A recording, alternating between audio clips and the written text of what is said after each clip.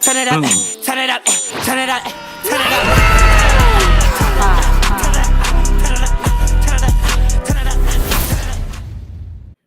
So this is going to be another story from a podcast. This is going to be from Capturing Christianity. In this video, it's going to be about another possession. This possession is a story apparently that will send chills down your spine.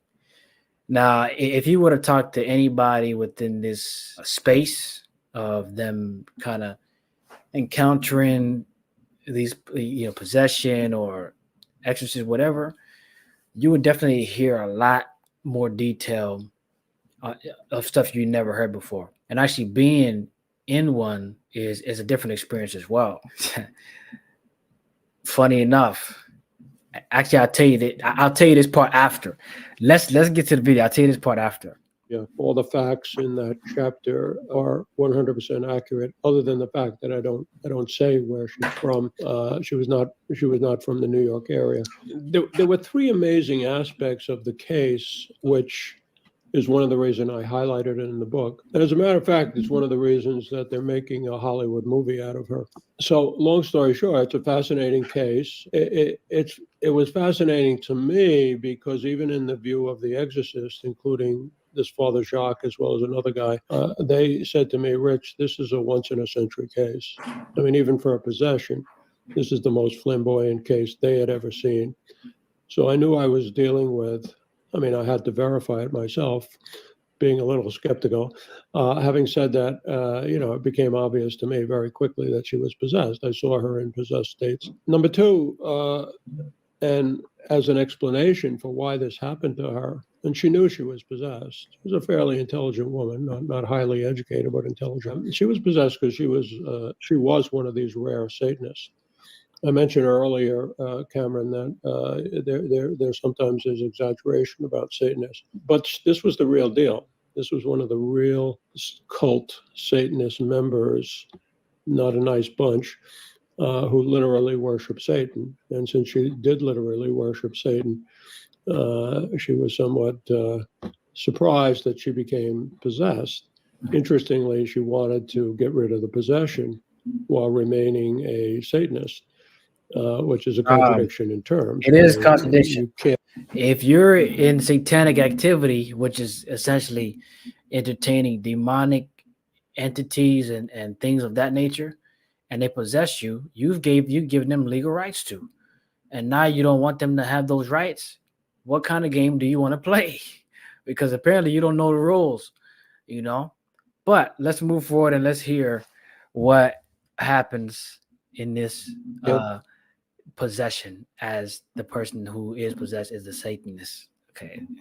You can't seek help to get an exorcism while you're going to remain a Satan worshiper. So basically, the priest, again, this Father Jacques, wanted me to evaluate her, not because he was unclear about her being possessed. He and several other mental health professionals had already confirmed to their satisfaction that she was possessed, but because she was ambivalent about getting help. As I said, she wanted to be relieved of her possession. On the other hand, she did not want to leave the cult.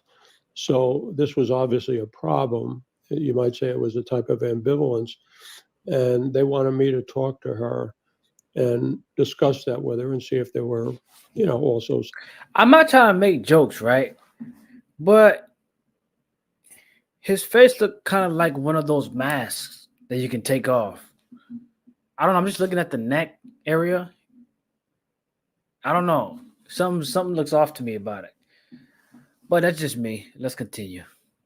Psychological or emotional reasons why she was remaining with the cult. So I came to know her quite well. And I would say a third amazing fact about this case is she did treat me honestly and respectfully. At the end of our working together, she said to me specifically, she said, well, Dr. Gallagher, I know you've tried to be very helpful to me. If you want, hey, drop it in the comments. I'm being dead serious, man. His face looked fake. Is it me? Let me know in the comments, man. Look at his neck area. Something looked off. And look how he's wearing his shirt. I don't know. Something is suspicious. Talk about this case, just protect my name and my identity. The long and the short of it, when I first met her, I think that was part of your question, Cameron. My wife and I were in our bedroom in our suburban house, and it was 3 a.m. Interestingly enough, the two How cats. long ago was this? Sorry to cut in. This is a little more now than 25 years or so. We've always had pets, and we had two cats, and they used to sleep at the end of our bed.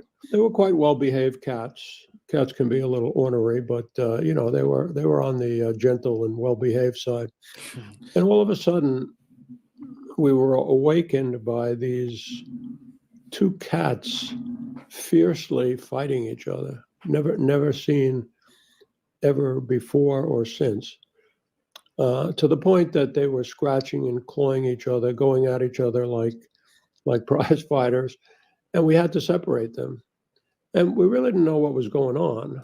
I mean, was this catnip or had they eaten something bad?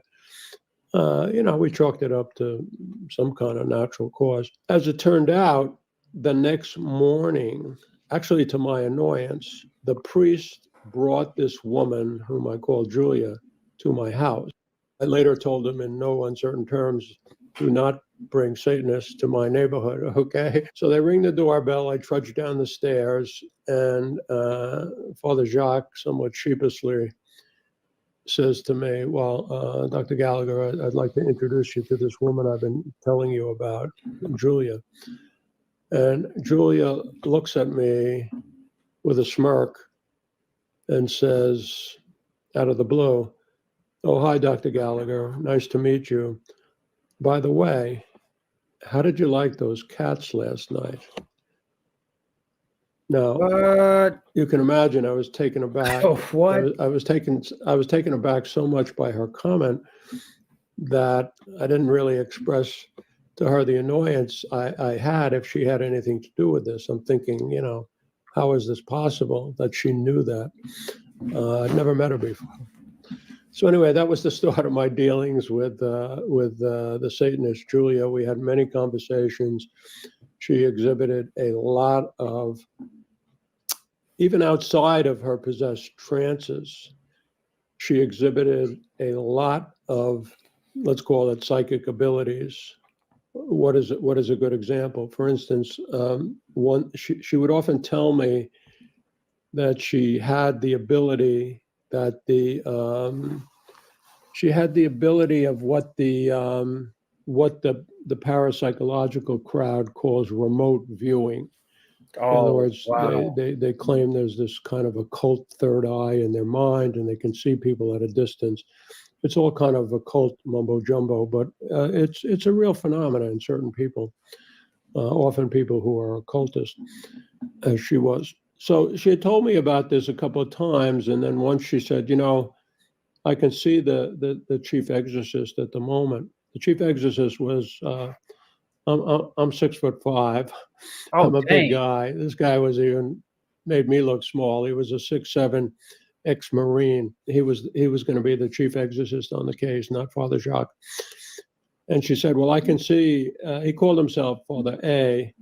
It was kind of a nom de guerre, a sort of a pseudonym for, because he wanted to remain anonymous. Again, people know who it was if they really know the scene at the time in America, but I continue to call him by the name he used, Father A. So she said, I can see Father A at a distance. I knew where he was. He was 100 miles away, and he usually lived at this, rectory. I said, yeah, what is he doing? And Julia said to me, well, he's walking along a beach not far from his house, and he's saying I think she said he's saying his mumbo jumbo prayers. By that she meant he's saying his daily breviary, divine office, which priests say.